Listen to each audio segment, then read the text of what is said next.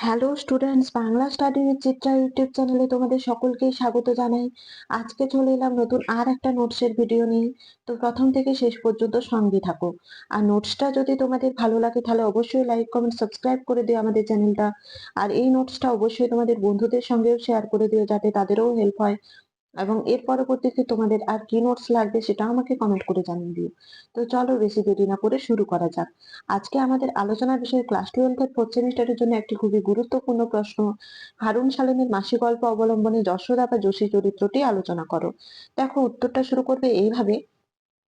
মহাশ্বেতা দেবীর হারুন সালেমের মাসি গল্পটি গ্রাম বাংলার নিম্ন শ্রেণীর মানুষের দারিদ্র্য, জাতপাত ও মানবিকতার বাস্তববাদী জীবনের ছবি ফুটিয়ে তোলা এক বাস্তবধর্মী গল্প। গল্পের অনেক গুরুত্বপূর্ণ চরিত্রের মধ্যে যশোদা বা যোশী একটি বিশেষ স্থান অধিকার করে রেখেছে, কারণ তার জীবনের সংগ্রাম এবং বাস্তবতা বোধ গল্পের সমাজ ব্যবস্থাকে পরিষ্কারভাবে প্রতিফলিত করে। যশোদা চরিত্রটিকে বিশ্লেষণ করলে যে কয়েকটি বৈশিষ্ট্য আমরা তার মধ্যে পাই তা নিম্নে আলোচনা করা হলো। দেখো এরপর 1 নাম্বার পয়েন্ট করবে সংগ্রামী নারী। আলোচ্য গল্পে আমরা যশোদা বা যোশীকে একজন স্বাবলম্বী ও সংগ্রামী নারী হিসেবে পেয়ে থাকি। তাই নানা প্রতিকূলতার মধ্য দিয়ে সে প্রতিদিন ট্রেনে করে শহরে গিয়ে চাল ও অন্যান্য মালপত্র বিক্রি করে জীবন জীবিকা নির্বাহ করত। দেখো 2 নাম্বার পয়েন্ট করবে কর্তব্য পরায়ণ। গল্পে আমরা যোশীকে একটু রুক্ষ স্বভাবের দেখলেও সে একজন কর্তব্য পরায়ণ নারী। তাই সারাদিন বাড়ির বাইরে থেকে হাড় ভাঙা পরিশ্রম করে টাকা অর্জন যেমন করে, তেমনই সংসারের কাজ, ছেলে মেয়েদের দেখাশোনা করা, অকর্মণ্য মেজাজী স্বামীর সেবা যত্নও সে সমানভাবে করে। দেখো 3 নাম্বার পয়েন্ট করবে পরিস্থিতির চাপে সহানুভূতিহীন।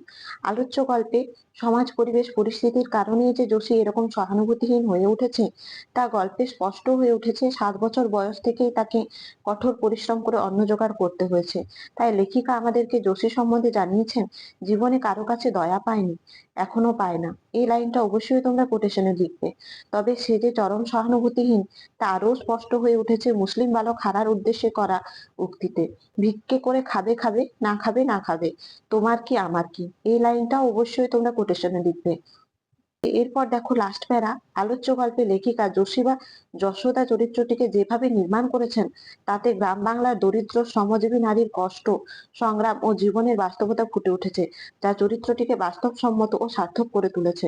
তোমাদের যদি নোটসটা ভালো লাগে তাহলে অবশ্যই লাইক কমেন্ট সাবস্ক্রাইব করে দিও আমাদের চ্যানেলটা। আর এই নোটসটা অবশ্যই তোমাদের বন্ধুদের সঙ্গেও শেয়ার করে দিও যাতে তাদেরও হেল্প হয়। এবং এর পরবর্তীতে তোমাদের আর কি নোটস লাগবে সেটাও আমাকে কমেন্ট করে জানিয়ে দিও। তো এর পরবর্তীতে দেখা হচ্ছে নতুন আর একটা নোটসের ভিডিও নিয়ে। ততক্ষণের জন্য সঙ্গে থেকো, পাশে থেকো। ধন্যবাদ।